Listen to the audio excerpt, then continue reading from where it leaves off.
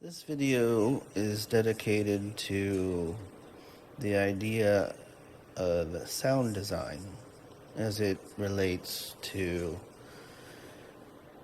making electronic music specifically. Go into a little bit about presets along the way, that sort of thing, as it is related to sound design. But yeah, so let's begin. It's kind of one of the most wonderful things about making electronic music really is sound design. I certainly one of the things that attracted me to making electronic music to begin with is the idea of being able to sort of find new sounds, discover new sounds that you've never heard before. Or maybe you've heard something like it. I mean, I've heard a lot of sounds at this point, so maybe it sounds similar to this or that, but is it really the same sound? Well, in some ways it's not too likely if there's even one little difference, right, in that sense. But, the idea is that you can create sounds while making electronic music, and that's kind of a brilliant sort of thing. I mean, if you think about that, that's quite a bit different than so many another genre of music, not to name names, but oftentimes, and there's nothing wrong with it, I'll do the same. I'll go to a piano and I'll play it just the way it is, prepared piano aside for the moment. I know it can be done, has been done, probably will continue to be done, but let's be honest, it's not as commonly done. Where you put things on the strings and then make it sound different, by the way. It's prepared piano. Usually you don't prepare the piano. Usually you go to the piano as it is, as it was already built to sound a certain way, to be played a certain way, with the keys and the pedals, And usually you play that piano the way it sounds, the way it was built to sound. And you don't have to mess with making the sounds themselves. Now, you could argue that there's a particular technique, playing a little softer, playing a little harder, you actually do affect the timbre of the sound. And let's be clear, that is certainly true.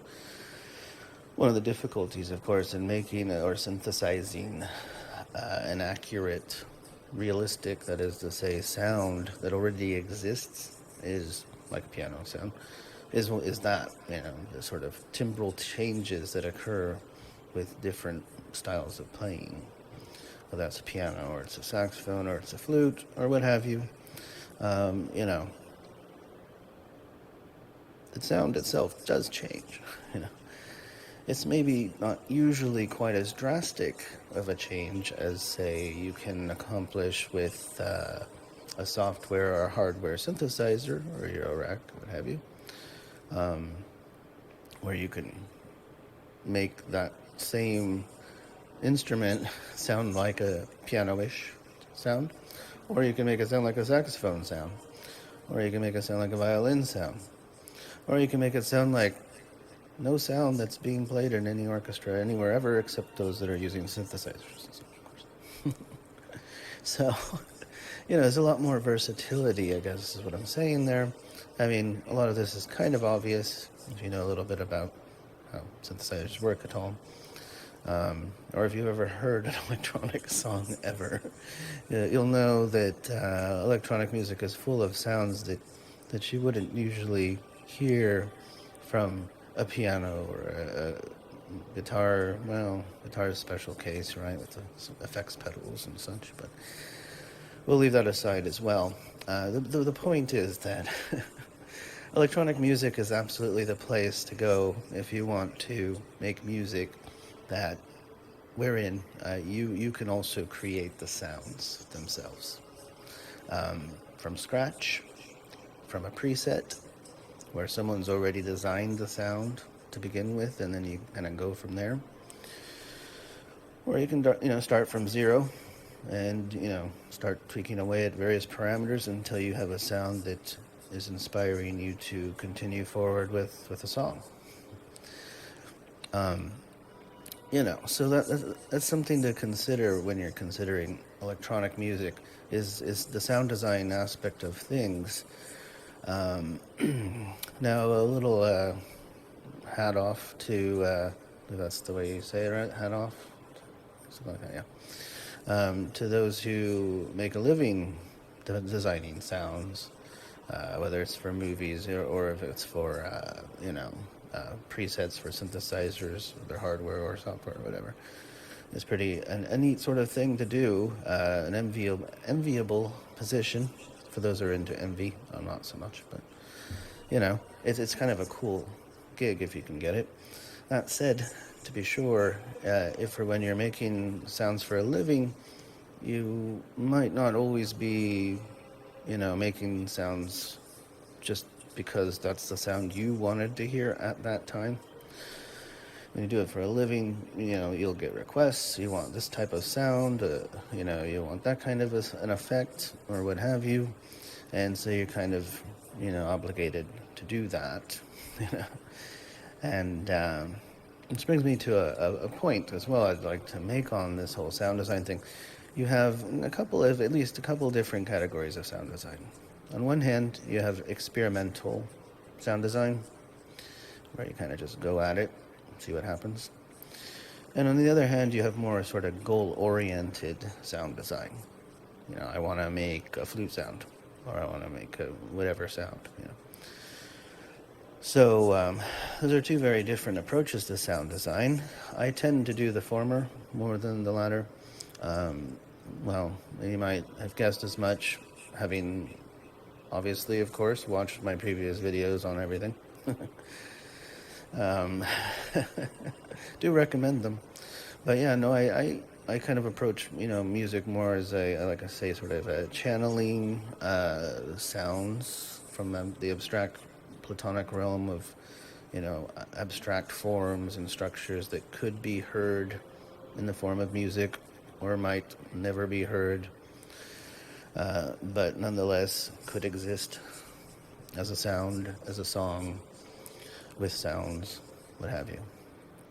And so I tend to prefer to sort of channel, if you will, even down to the sort of micro level of the actual sounds themselves. And it's sort of a fun thing. I didn't even write it in my notes here, but now that I think about it, you've got different levels of music making when it comes to electronic music, for sure.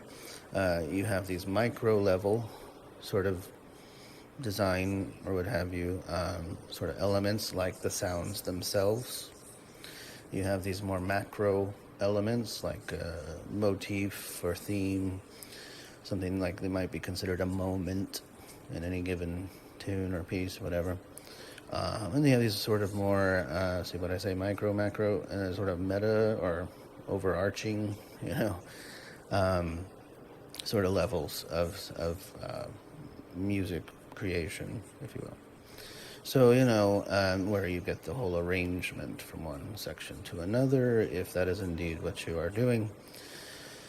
Now, of course, you can pay more or less mind to any one of these levels, but sound design, you can even mix and match these. I mean, you can literally design a sound on this topic that is the entire piece, especially like a soundscape, for example. It could be a drone that changes through the entire piece. 5 more minutes, it's that sound itself changing, and that is the piece of music. So sound design is just this limitless, wonderful area of electronic music making. And yeah, of course, you don't have to go so far as to make your song only one sound. But even if you don't, it's nice to be able to have a sound changing, even if only subtly over time. One thing that I tend to like to do, for example, so I'm into the sort of minimal aesthetic, I'm a bit on that, but is have the sound itself start in a certain way, but then slowly over time, as by the end of the song or midway or what have you, it sounds different but it's like, watching the hour hand, you didn't see it move, but it did. And you're like, wait, how did we get here? You know? So, so sound design for me is an absolutely integral aspect of how I approach making electronic music. You know, it's not something that I would dispense with. I mean, I know you can make electronic music just using presets, untweaked, untouched, just left as is, as made by the other person who made the preset. You can.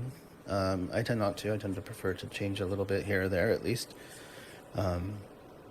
You can use samples that other people have recorded. You can use even loops that other people have designed or recorded.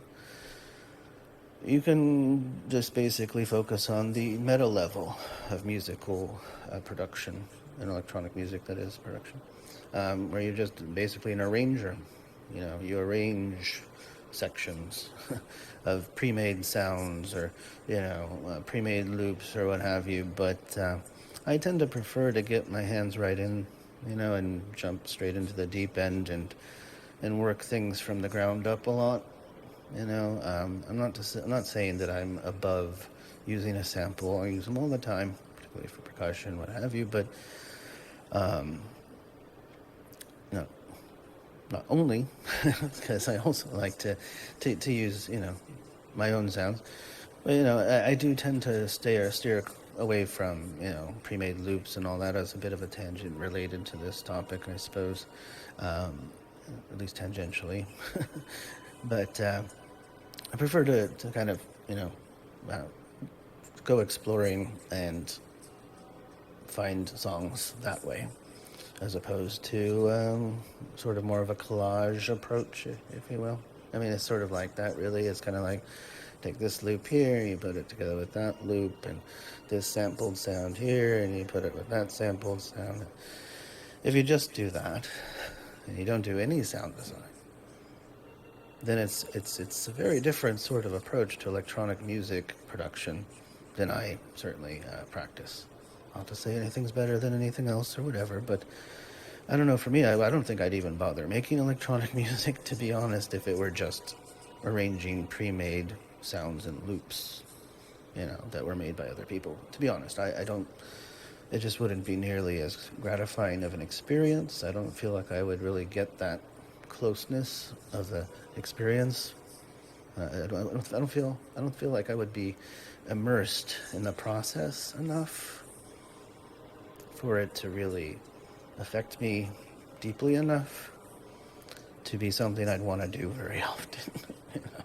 So again, for me, it feels like you sort of like your collage assignment from school, where you had to put this snippet from this newspaper or this from this magazine to sort of convey a topic or something, But that's not what it's about for me, and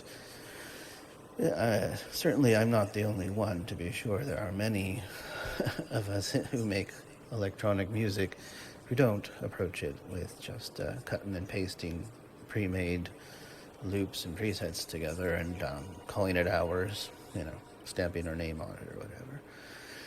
So it's just really not about that for me. It's about really getting into the sounds themselves, following where they want to go, the way I feel they want to go, and discovering new and amazing sounds and songs that result from those sounds along the way, and recording them so I can listen to them later, So, that's actually quite relevant topic there with the meta level, micro level, macro level.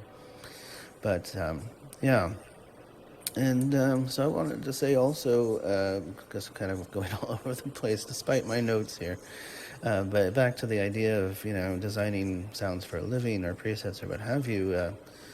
I like to think of that as being almost like a modern day instrument builder, in a sense, right? I mean, you're creating something that sounds a certain way for others to play, right? Or for yourself to play, of course. So that's kind of cool. Whether you're designing sounds using a hardware synthesizer or a synthetic digital VST, you know, that is inside your computer software synthesizer. One way or the other, you're basically designing that piano that someone will sit at and play or compose a tune with. You know, you're designing that saxophone that'll sound a certain way, and you know, someone will pick up and play. You know, so that's kind of neat, really, in a way. It really is a whole new, gosh, cliche there, but a whole new world of instrument making that's possible now with synthesizers and electronic music, whether VSTs or hardware synths or what have you. You know, designing sounds for others to use is kind of neat in that way. I often, well, on occasion, not all day long every day, but from time to time, especially while I'm making a sound, it's like, gosh, I almost wish I could just do this all day, every day. I mean, I could just make the sounds all day long and never bothered to put together any kind of song or tune or what have you from it. You know, who knows? Maybe I will end up doing that at some point. But you know, I mean, if I could live multiple lives simultaneously, I would probably live a few of them just making sounds all day long, every day. Because it just is such a great feeling to get so... I should say, not in the goal-oriented, as specified earlier, sort of sound design way. I don't want to spend all day, personally anyway, to each their own. More power to you if you do. But you know, for me, I don't think I have the temperament to sit and make sounds that someone wants from me. But to make sounds that are inspiring me in that moment all day long, absolutely. I could definitely see doing that. In fact, I think I'm going to have to make more of a point of just doing that for periods of time on end. Yes. Well. So, anyways. So yeah, some thoughts on the whole sound design, presets, what have you, topic as relates to electronic music specifically. You know, but to summarize, I mean, really, it's like in electronic music, sound design is much more intertwined with the making of the music itself than in many other genres. Because you're literally starting with, potentially, if you want, a blank slate, more than is the usual case. That is to say, right down to the micro level of the sounds themselves, you know. So, are you a sound designer, or are you a music maker? I say that's a little more blurred in the area of electronic music. Now, I'm not talking about whether you do it professionally or not. In that case, you probably make more of a distinction there. But I'm just saying, as far as anyone and everyone who makes electronic music, I think there's a bit more of a gray area as to how much of one or the other you are. You know, and I think there's gradations of that for all of us who make electronic music. One song might be much deeper into the sound design than another. You know, one might be spurred on or inspired almost directly from a preset. You know, just slightly, you know, changed here or there. You know. So yeah, it's a deep topic. I'm not making a video about how to design sounds. If you want that, there's quite a few out there.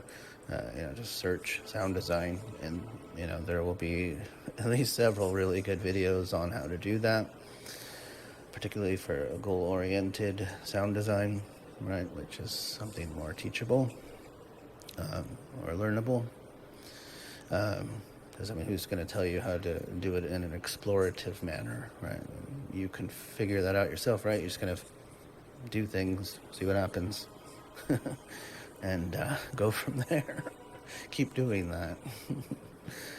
So, you know, there's not much else to say on that except do what you like to hear. And so it's useful to know a bit about the goal-oriented approaches. I won't try to minimize that. I mean, if I had to, I could reproduce a trumpet sound, or ish. I could reproduce a flute sound if I wanted to, approximately. Close enough for me anyway. But I don't really want to. It's like, before I end this whole thing, I wanted to say something about that. It's like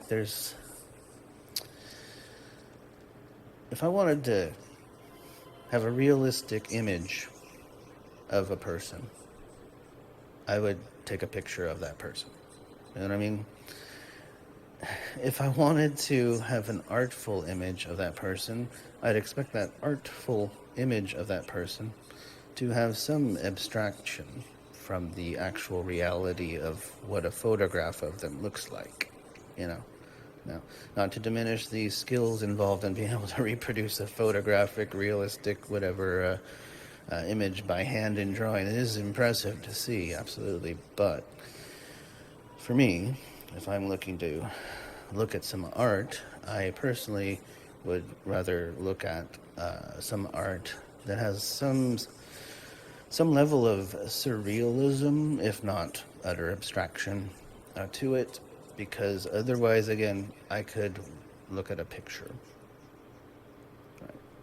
Same goes for sound design, as far as I'm concerned. If you want a realistic sound, well, go record one. That's what a field recorder is for example. And I do that too. but so there's definitely a place for this. Whether you want the sound of coyotes howling at the moon, start of your tune, or whether it's the ambient noise in a coffee shop, or some cars driving by, whatever it is you're looking, bird songs, whatever it is you're looking for, you can go record that. I don't have to, if I don't want to, recreate that. I can actually record that realistic sound by recording it. Not to be redundant there, but so for me, the idea of sound designing, that's a verb, apparently. To design sound specifically to sound like an already existing sound is a bit of a redundant effort from my point of view. Now, a little caveat there. There's something to be said for that sort of uncanny valley. Electronic music, I feel anyway, often lives in that realm in multiple ways.